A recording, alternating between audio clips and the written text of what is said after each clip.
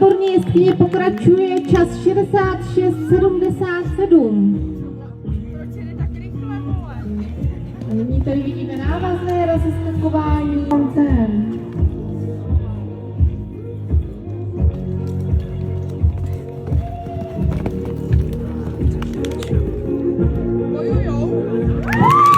Výborně, čistá jízda s časem 26,19 návazem rozeskakování. Gratulujeme Julii Bartuškové. Máme obálky, takže gratulujeme nejlepším jeskyním.